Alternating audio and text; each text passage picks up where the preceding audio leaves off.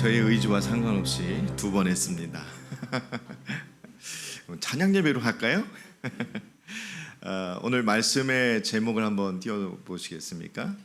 주부에는 구원의 감격은 삶에서 드러납니다로 끝났는데, 제가 성경 본문을 정해놓고 설교문을 쭉 작성하다 보니까 너무 길어지는 거예요. 그래서 제가 오늘 1시간을 설교해야 될 상황이 돼서 1, 2로 나뉘었습니다. 그래서 오늘 나오신 분은 다음 주에 안 나오시면 손해시겠죠. 그래서 꼭 나오셔서 함께 예배했으면 좋겠습니다. 제가 아까 광고 시간에 깜빡 잊고 까먹은 게 있어요. 잃어버린 게 있는데, 우리 오늘 공부해 보시면 6월 달에 김성대 선생님 간증문이 올라와 있습니다. 꼭 하나씩 가져가셔서 정독을 하시고 기도해 주시면 감사하겠고, 또 한 가지 기도 제목을 함께 나누고자 하는 것은, 제가 아침마다 차량 운행하면서 주일날 우리 부교님들 안부를 묻거든요. 우리 노부교님들은 한 주간 건강하셨어요? 이렇게 했는데, 서은교 부교님이 뜻밖의 말씀을 하셨어요. 머리에 혹이 2개 있으시대요. 병원에 갔더니 수술을 해야 되는데 권하진 않겠다. 이제 연세가 있으시니까 그러시다고 합니다. 그래서 가끔 머리도 아프시고 어지럽기도 하시고 그러신다고 하는데, 기도 많이 해주시면 감사하겠습니다. 더 진전하지 않고 하나님께서 지켜주시기를 위해서 기도해 주시면 감사하겠습니다. 그래서 제가 새벽마다 잊지 않고 기도하는 게, 우리 노부교님들 위해서 날마다 기도하거든요. 건강하게 좀 이렇게 하나님 지켜달라고. 다 건강하시길 주 이름으로 축복합니다. 건강하십시오. 기도 많이 하세요. 기도 많이 해주시고 기도 많이 하시고 하나님 앞에 의탁하시길 바랍니다. 이런 이야기가 있어요. 여러분은 이런 경우에 사람들을 만나보신 경험이 있으신 분들이 있으실지도 모르겠지만, 이런 분들이 있습니다. 첫 번째는, 교회 안에서는 너무나 많은 은혜를 끼치고 꽤나 유명하신 그런 권사님이십니다. 그런데 그분의 며느리는 고개를 절레절레 흔들면서, 우리 시어머니 같은 분이 믿는 그런 예수라면 나는 절대로 믿지 않겠다라고 말합니다. 정교님, 그러시면 안 돼요. 네. 네, 며느리한테 그러시면 안 돼요. 두 번째, 어떤 사람이 기도를 많이 하고 교회 내 활동도 제법 하는 그럴싸한 동창생 집사에게서 이루 말로 다 할 수 없는 험담을 당해서, 내가 믿는 예수 그거 거저줘도 싫다, 떠나가져 라고 내뱉는다. 여러분, 그러시면 안 돼요. 세 번째, 대형교회 장로님이라 해서 믿고선 투자를 했다가 한 입에 털리고 빈털털이 된 사람이 그 장로님에게 이렇게 이야기합니다. 사기꾼, 네가 장로면 예수 안 믿는 나는 목사다. 자식아, 사기꾼에게 장로를 준 예수 그거 난 노땡큐 올시다 라고 소리친다. 우리가 마냥 웃을 수 있는 이야기는 아니죠. 민망한 얘기들입니다. 우리 믿는 사람들이 이런 모습으로 세상 사람들에게 비춰져서는 절대로 안 될 것입니다. 그냥 하나의 예지만, 이런 사람들이 있기 때문에 이런 예도 만들어진 것이다 라는 생각을 해보게 됩니다. 그래서 오늘 말씀의 제목이 그거죠. 구원을 받은 사람의 감격은 삶에서 드러납니다 라는 말씀으로 쭉 이제 말씀을 전할 텐데, 삶에서 드러나는 모습이 어떤 모습인가 라는 것을 한번 생각해 보면서 살아갔으면 좋겠습니다. 사람이라는 영어 단어가 person이에요. person, 그죠? 근데 어디에서 유래된 단어인지 아십니까? person은 페르소나에서 파생된 단어인데, 재밌는 사실은 페르소나가 고대 그리스 로마 시대의 연극 배우들이 연극 중에 사용하던 가면을 가리키는 이 말이라고 합니다. 사람을 뜻하는 person이 가면을 뜻하는 페르소나에서 파생되었다는 것은 뭘 의미하는 것일까? 우리가 좀 생각해 보면, 사람은 본심을 숨기는 가면을 쓰고 사는 존재임을 말하는 것이다 라고 우리가 유추를 해볼 수 있는 거죠. 여러분, 바꿔서 한번 생각해 봤어요. 어쩌면 우리는 그리스도인이라는 거룩하고 축복된 그 부름을 받게 되었지만, 몇몇은 그리스도인이라는 거룩함을 가면으로 대신해서 살아가는 사람들이 적지 않다는 것에 우리 스스로 위기감을 갖게 된다라는 거죠. 그래서 앞에 제가 세 가지 이제 예를 들어서 말씀을 드렸는데, 복음으로 살아야 하고 하나님의 은혜에 반응하는 삶으로 살아가야 되지만 그리스도인이라는 아주 좋은 가면을 얻어쓰고서는 그것을 이용해서 하나님의 덕만 보려 하는 사람들이 있기 때문에 그렇습니다. 그리스도인이 가면으로 사용되는 삶을 사시길 원하십니까? 아니면 여러분 삶 자체가 그리스도인으로서 인정받는 사람으로서의 삶을 사시길 원하십니까? 여러분이 선택하는 거겠죠. 저는 여러분에게 권면하기는 그리스도인으로서의 삶 자체가 인정받는 그런 삶을 사시길 주의 이름으로 축복합니다. 하나님이 인정하시면, 사람이 인정하면 하나님도 인정하는 삶이에요. 여러분이 사람들에게 우리가 살아가면서 그리스도인이라는 어떤 칭함을 인정을 받지 못하고 한다면 하나님께서도 인정받지 못하는 그런 삶을 사는 결과를 낳게 됩니다. 원하건대 여러분은 모두 다 하나님께서도 인정하시고 사람으로부터도, 여러분 가족으로부터도, 여러분 이웃으로부터도, 여러분 친구로부터도, 아는 사람으로부터도, 누구에게로부터도 다 그렇게 그리스도인으로 인정받는 삶을 사시길 주님의 이름으로 축복합니다. 우리가 그리스도인으로 살아가는 동기는 어디에서 오는 것일까요? 오늘 본문 1절에 중요한 동기를 두 단어로 제시하고 있습니다. 첫 번째 단어는 1절 한번 보실까요? 1절에 여러분 보시면 첫 시작이 뭐라고 시작되냐면 그러므로 라고 시작이 됩니다. 그리고 두 번째 부분에 보면 하나님의 모든 자비하심으로 라고 기록되어 있죠.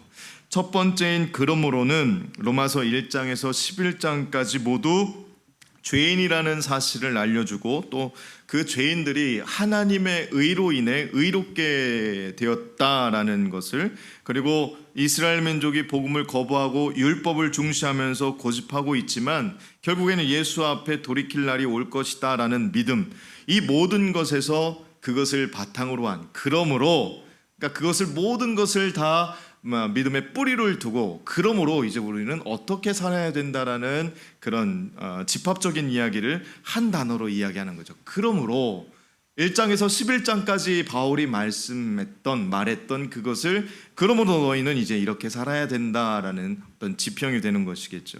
믿는 사람들, 구원받는 사람들은 복음이 기반이 돼서 우리 자신을 하나님께 드릴 수 있음에 대해서 말하는 것입니다. 그래서 바울은 12장부터 우리가 구원받은 사람은 이렇게 산다는 의미를 담고 있는 말이 오늘 본문의 1절의 첫 단어 그러므로입니다.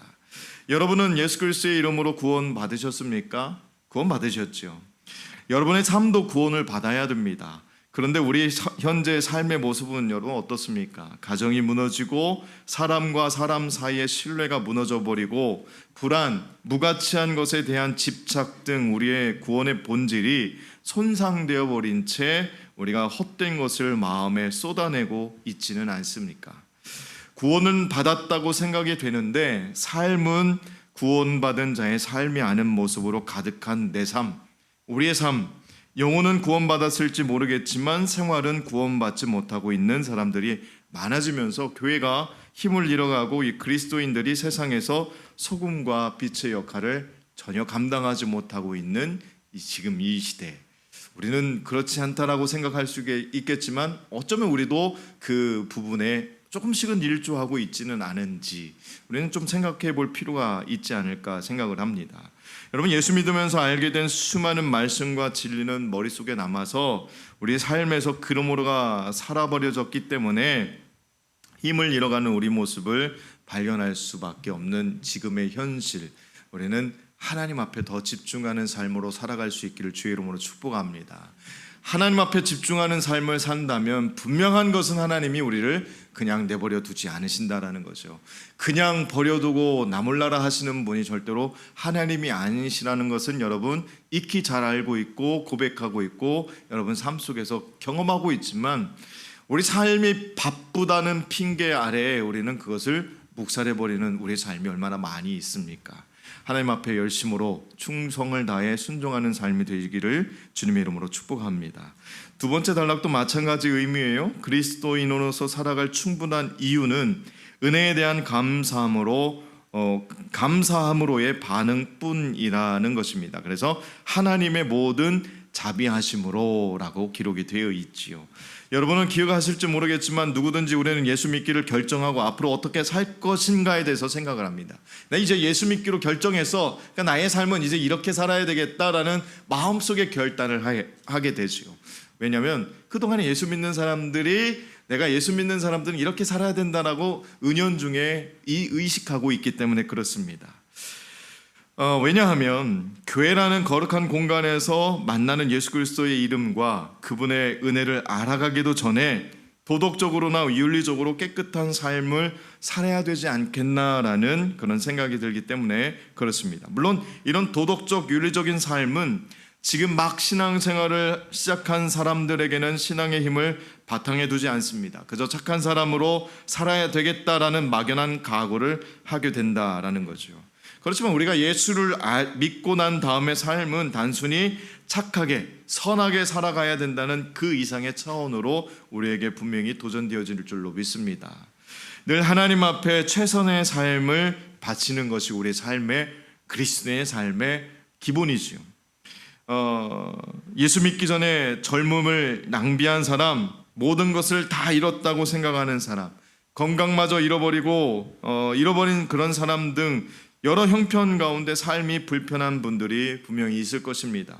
그러나 예수님의 이름으로 이제 일어나야 합니다. 매일의 삶을 최상의 삶으로 살아가는 것, 그것이 우리가 오늘 본문에서 말하고 있는 하나님의 모든 자비하심으로 살아가는 삶의 모습이다라는 거죠. 매일의 삶을 우리 몸과 마음을 그리고 정성을 다해서 하루하루의 삶을 거룩한 산 제사로, 거룩한 산 제물로 드리는 삶이 우리 안에 회복되어지기를 주의 이름으로 축복합니다. 거룩하게 구별하고 우리의 삶을 산 제물로 드리는 것, 그것이 오늘 바로 1절에 나와 있는 영적 예배로서의 삶입니다. 바울은 예수님에 의해 구원을 받은 자들이 지켜야 할 대원칙을 선언합니다. 첫째 원칙은 우리 몸을 하나님이 기뻐하시는 산 제물로 드리는 것입니다. 여러분, 구약시대의 제사 제도는 여러분 어떻게 제사를 드렸어요? 짐승을 죽여서 그리고 하나님 앞에 드렸습니다. 짐승을 죽이는 것은 제사를 드리는 사람의 죄로 인해 대신 죄값을 지불하는 의미가 있었어요. 이러한 원리를 가장 구체적으로 보여준 사건이 여러분 출애굽 사건, 그 사건에서 유월절 사건이 바로 우리가 잘 알고 있는 사건입니다. 어린 양의 피가 있는 이스라엘 집은 여호와께서 그냥 넘어가셨어요. 그것을 우리가 유월절의 아주 기본적인 원리로 우리가 지키고 있습니다. 구약의 제사는 장차 오셔서 하나님 백성을 위해 대속의 죽음을 당하실 메시아의 구속 사역을 상징하는 그런 사건이었습니다. 우리가 잘 알다시피 신약에 와서 예수께서 이 땅에 오셨고 예수께서 피 흘리심으로 인해서 우리의 죄가 사해졌고 부활을 통해서 구원의 역사가 이루어짐을 우리는 믿고 있습니다. 즉 구약 성도들은 짐승의 대속으로 죄사함을 받은 것이 아니라 제사를 통해 장차 오실 메시아의 대속을 믿음으로 구원을 받게 된 것이다라는 거죠. 그래서 구약의 짐승 제사는 반복해서 계속 드려야 됐습니다. 계속해서 때가 되면 짐승을 죽여야 됐고 짐승을 하나님 앞에 드려야 됐습니다. 그래서 오늘 본문에서 말하는 산 제물이 된다는 것은 하나님의 뜻에 자신의 전부를 내맡기는 것인데, 능동적으로는 하나님의 말씀하시는 것이라면 그것이 무엇이든 기꺼이 순종하겠다라는 것이고, 수동적으로는 하나님이 우리의 삶에 허락하신 것은 무엇이든 기꺼이 감사로 받아들이겠다라는 의미입니다. 여러분, 산제물은 제물이 살아있기에 일이 계속된다는 의미인 듯해요. 제물은 원래 죽이는 거죠. 그러니까 죽여서 드리는 것이 제물이에요. 그렇다면 산제물은 어떤 의미일까요? 살아있는 죽임이라고 우리가 이렇게 해석을 할 수가 있을 것 같아요.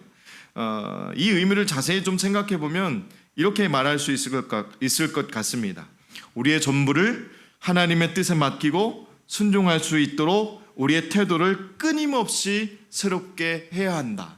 그러니까 매일같이 우리를 죽게 하고 또 매일같이 우리가 살아있는 것, 그러니까 우리가 매일같이 새롭게 되어지고 매일같이 우리를 죽이는 것, 이것이 산제물로 드리는 것이다 라고 말할 수 있는데, 누가복음 9장 23절에서 24절에 나오는 자기를 부인하고 날마다 제 십자가를 지고라는 이 말씀이 여러분 기억되실 거예요. 그러니까 예수를 따르는 삶이 되는 거예요. 내가 가지고 있는 자아, 내가 가지고 있는 자존심, 내가 가지고 있는 뭔가 알 수 없는 그 교만함, 이 모든 것들을 다 죽이는 제물이 돼서 바칠 수 있는, 그러나 예수 그리스도의 이름으로 다시 살아나는 이 산 제물로 하나님 앞에 매일같이 드려지는, 그래서 예수를 따르는 삶이 바로 산 제물로 드려지는 삶인데, 그래서 오늘 1절에 나오는 말씀처럼 저와 여러분의 삶이 매일같이 산 제물로 드려지는 삶이 될 수 있기를 간절히 소망합니다.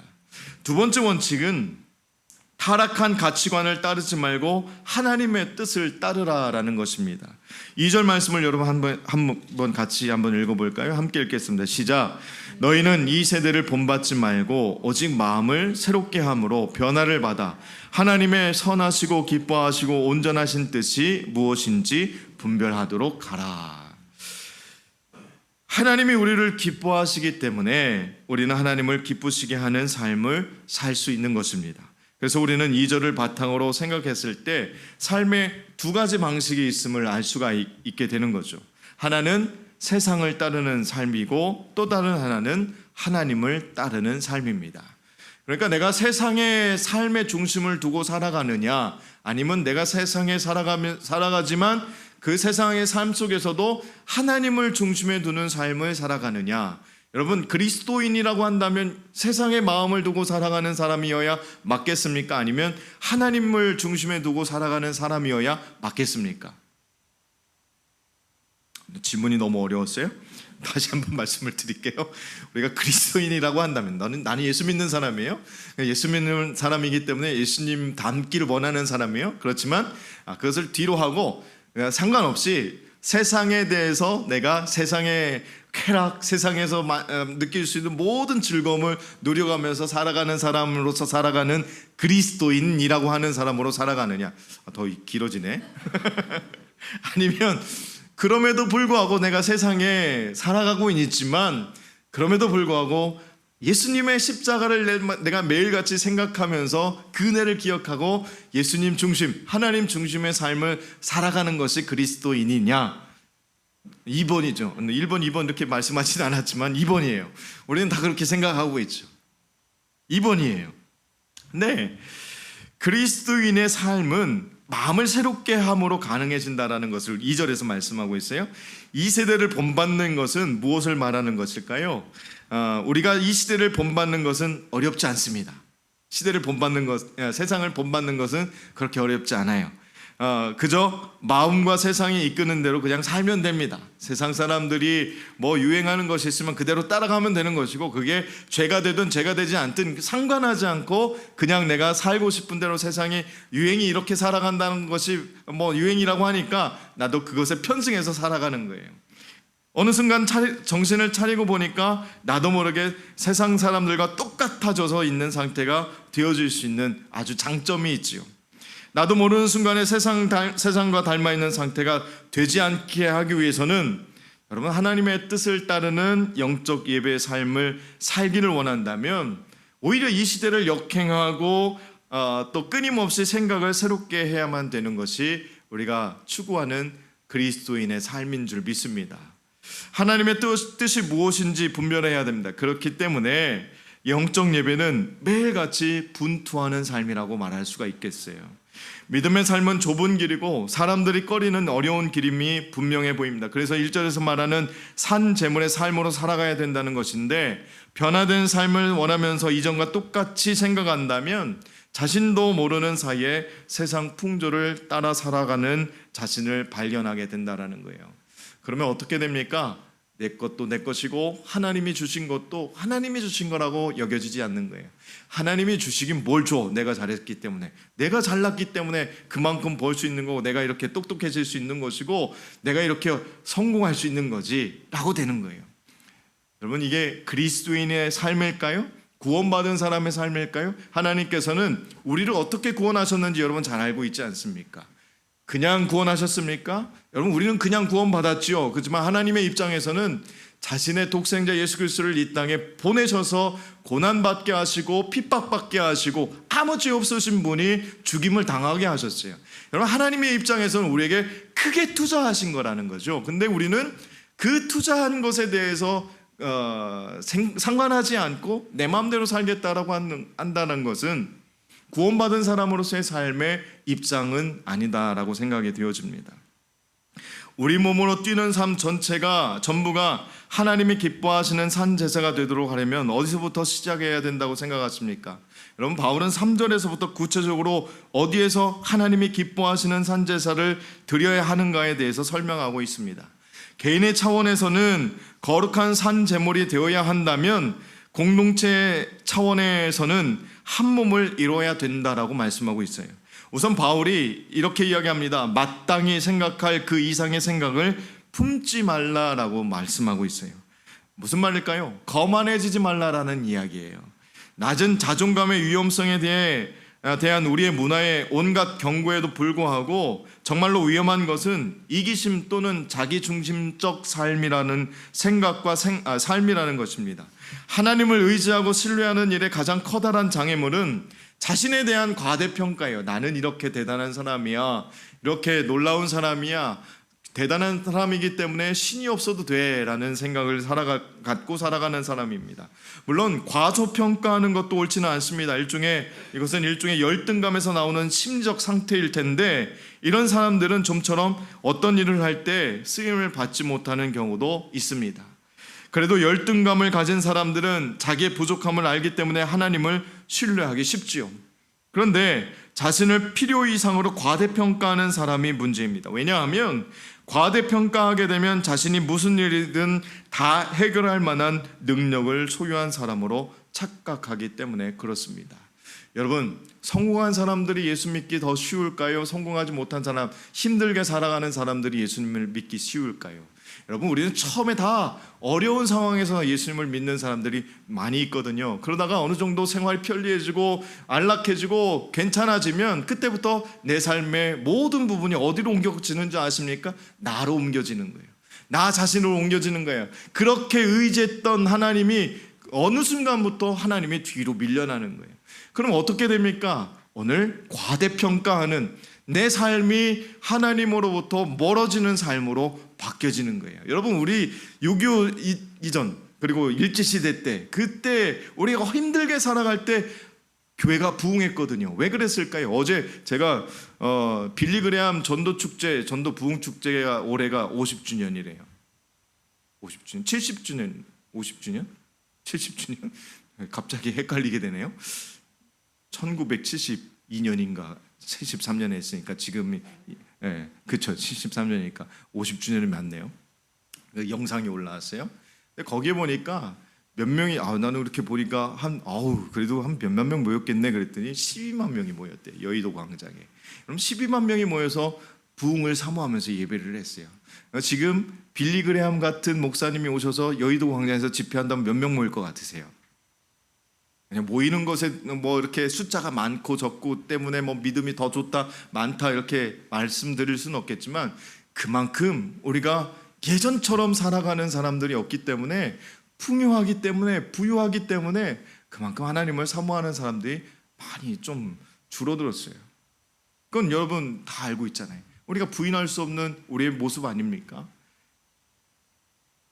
과대평가하는 사람, 그러다 보니까 하나님이 필요하지 않아요. 우리가 풍부해지니까 하나님이 필요하지 않아요. 그것이 하나님이 주신 것인데, 하나님이 주신 것을 잃어버리고 살아가기 때문에 우리의 삶의 주인이 바뀌어버리는 거예요. 이런 사람을 우리가 잘 아는 것처럼 교만한 사람이라고 칭합니다. 그래서 우리 삶의 자그마한 교만도 매우 주의해야 되는데, 그 교만의 씨앗이 자라서 자신을 신처럼 생각하는 사람들이 생겨나고 있기 때문에 그렇습니다. 우리가 구원받은 것은 전적으로 누구의 은혜입니까? 하나님의 은혜입니다. 그러나 우리가 구원받았다는 사실이 우리가 하나님이 되는 것을 의미하는 것은 아님을 여러분 기억하시길 바랍니다. 그래서 우리 그리스도를 믿고 있는 우리들에게 하나님은 믿음의 분량을 제한하십니다. 우리가 믿음을 가지고 있어도 여전히 제한된 존재이고 구원을 받았지만 하나님의 용서를 받은 사람에 불과하다는 사실을 알고 있는 사람은 스스로 겸손해지고 하나님을 의지할 수밖에 없다라는 거지요. 그리스도의 삶의 핵심은 하나님을 섬기고 이웃을 섬기는 삶입니다. 왜냐하면 그것이 하나님을 사랑하고 이웃을 사랑하는 길이기 때문에 그렇습니다. 여러분, 그렇지 않습니까? 하나님을 사랑하기 때문에 이웃을 사랑할 수 있는 거예요.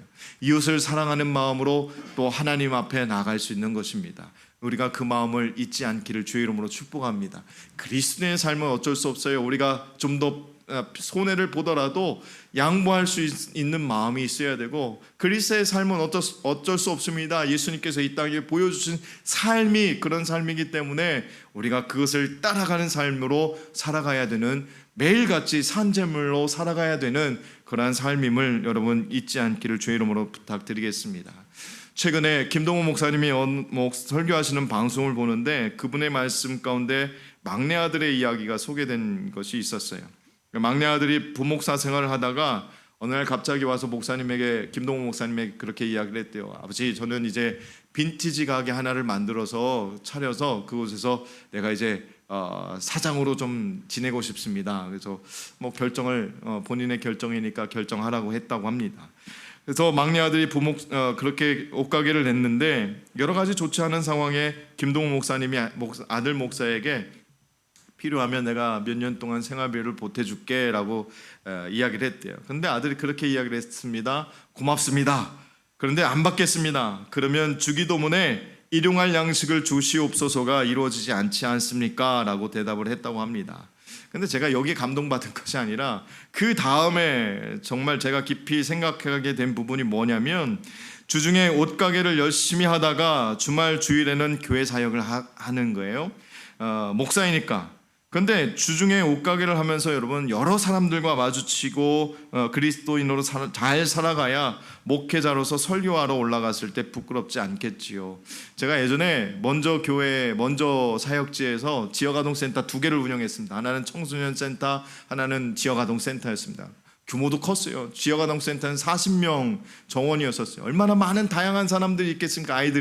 아이들만 다양하겠습니까? 그 부모들도 다양해요. 어떤 분들은 말도 안 되는 것으로 막 요구하는 분들도 계시고, 말도 안 되는 말썽을 피우는 아이들이 있어요. 그러면 또 제가 가서 막 꾸지람도 하고 또 막 혼내기도 하죠. 그 마음을 가지고 주일날 설교하러 올라가면 얼마나 마음이 불편한 줄 아세요? 사랑하라고 했는데 왜 나는 참지 못했을까? 그 마음이 정말 마음에 많이 들어요. 이 목사님이 일주일 동안 여러분 옷가게 하면서 얼마나 다양한 사람들을 많이 만나겠습니까? 어떤 사람은 말도 안 되게 깎으려고 하는 사람들도 있을 것이고, 어떤 사람은 생트집을 잡아가면서 불편하게 하는 사람들도 있었겠지요. 근데 그분이 주일날 가서 목회 사역을 열심히 하는 분이라고 합니다. 근데 제가 그런 생각을 했어요. 우리 성도님들도 주일 이렇게 모여서 예배하고 다시 이분들의 일터로 돌아가서 삶을 살아갈 때 똑같이 그리스도인으로 살아갈 때 많은 어려움이 있을 텐데 그래도 잘 견디고 분투하고 다시 돌아와서 예배를 드리는구나라는 생각을 했을 때 제가 마음에 상당히 은혜가 되었습니다. 당연한 얘기인데 제가 여러분을 오해하고 살았던 것 같아요. 저는 거의 매일 교회에 있으니까 삶에서 만나는 어려움을 그렇게 많이 경험하지는 못합니다. 그래서 여러분들보다는 좀 더 상대적으로 좀 덜 유혹받고 좀 덜 흔들리는 그런 삶을 살아갈 수 있겠지요. 그렇습니다. 그리스도인으로 살아가는 것은 매일같이 우리 자신을 쳐내야 되고 참아내야 되고 조금씩 뒤로 물러나 있어야 되는 삶입니다. 그러나 그것에 손해보는 삶이라고 여기지 않기를 간절히 소망합니다. 그것이 하늘의 상급이 될 것이고 하나님께서 축복하는 축복의 길이 될 수도 된다는 사실을 여러분 잊지 마시고, 날마다 손해보더라도 양보하는 삶이더라도 그리스도의 영광만을 바라보면서 살 수 있는 저와 여러분이 되기를 주의 이름으로 축복합니다. 오래전 어떤 선교사님이 그러셨다고 해요. 사막지대에서 선교하는 분이셨는데 풀 한 폭이 나무 한 그루가 없는 불모의 지대에 선교사님 사택이 있었다고 합니다. 그러던 어느 날 선교사님의 사모님께서 부엌 바로 뒤에서 아름다운 한 떨기의 꽃이 활짝 핀 것을 보고는 기적 같은 일이 일어났다고 생각을 하셨습니다. 근데 이 기적이 어떻게 일어난 일일까 가만히 생각을 해보니까 그 이유를 알게 되었습니다. 그 사모님은 설거지할 때마다 설거지 한물을 뒤뜰에 같은 장소에 매일 버리셨다고 해요. 늘 같은 장소에 내버리니까 어느 순간 토양이 바뀌게 되었고 그곳에 한 씨앗이 바람에 날려와서 떨어져 어느 날 갑자기 아름다운 꽃을 내게 된 것입니다. 여러분, 이 이야기가 어떤 이야기와 우리가 같이 교훈을 얻을 수 있을까요? 우리 마음은, 예수 믿기 전에 우리 마음은 이렇게 토양이 그렇게 아름다운 토양이 아니었을지도 모르겠습니다.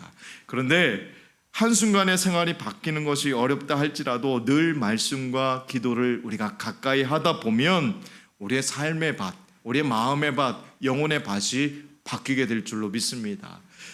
예수 믿고 당장 내가 예수 그리스도의 삶을 살아가지는 못하지만 매일같이 말씀을 묵상하고 매일같이 기도하고 매일같이 주와 함께 동행하기를 소망하고 살아가다 보면 우리의 삶의 마음의 밭, 우리의 삶의 모습, 우리의 삶의 행동들이 다 바뀌어질 줄로 믿습니다. 예수님을 닮은 사람처럼 세상 사람들이 인정하는 그리스도인의 삶처럼 분명하게 바뀔 줄 압니다. 근데 왜 안 바뀔까요? 몇 번 몇 년을 수없이 교회 나오고 예배해도 바뀌지 않는 이유는 뭘까요? 우리가 그것을 갈망하지 않기 때문에 그러지 않을까요? 우리가 말씀을 갈망하지 않고 있기 때문에 그러지 않을까요? 우리가 예수의 삶을 우리가 본받아 살아가려고 노력하지 않기 때문에 그렇지 않을까요? 바뀌는 거예요. 우리는 바뀔 수 있습니다.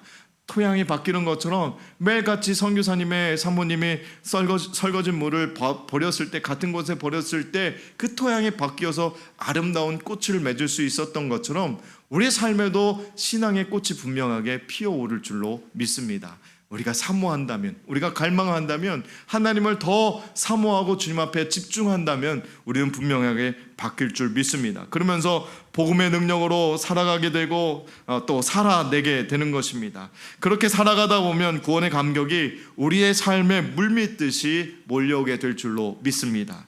그리스도인으로 살아가면서 여러분, 하나님의 영광에 여러분을 통해 드러나게 될 것입니다. 하나님의 은혜로 의롭게 된 사람은 새 사람이 됩니다. 새 사람이 된 사람은 이전과는 다른 새로운 삶을 살아가게 됩니다. 이전에 바르지 못한 삶의 모습을 깨끗하게 정리해야 됩니다. 여호수아가 가나안 땅을 정복할 때 모든 족속을 진멸하지 못하고 가사와 가드와 아스돗에 남겨두었던 아낙 자손들은 후에 다윗과 겨룬 괴물 골리앗이 되어서 나타났습니다. 골리앗은 가드 사람입니다.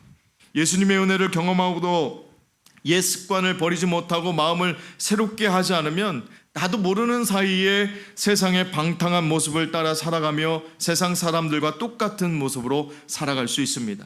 그런 삶은 그리스도인으로서 변화된 삶이 아닙니다. 그렇다면 어떻게 우리가 새롭게 변화될 수 있을까요? 생각을 새롭게 고쳐야 합니다. 이전과 다른 생각으로 마주하는 상황들을 대할 때 하나님의 은혜가 우리와 함께 할 것입니다. 가룟 유다가 생각을 놓친 그 순간 마귀는 그에게 예수님을 팔 생각을 그 마음에 넣어 주었습니다. 생각은 주님이 다스리는 영역이 되어야 합니다. 바울은 고린도 교회에 편지하며 모든 생각을 사로잡아 그리스도께 복종하라라고 권면했습니다.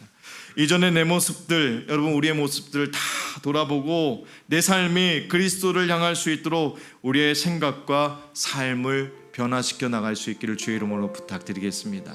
날마다 산제물로 드려지는 우리의 삶, 날마다 하나님이 기뻐하시는 삶으로 드려지는 삶, 우리가 구원의 감격에 매일같이 우리가 드려지는 그 기쁨, 우리가 그래서 우리의 삶에서 구원의 감격이 드러나는 삶으로 살아갈 수 있는 저와 여러분이 되시기를 주의 이름으로 축복합니다. 우리 삶에 영적 예배가 다 살아나길, 되살아나길 주님의 이름으로 축복하며 우리 함께 이 찬양을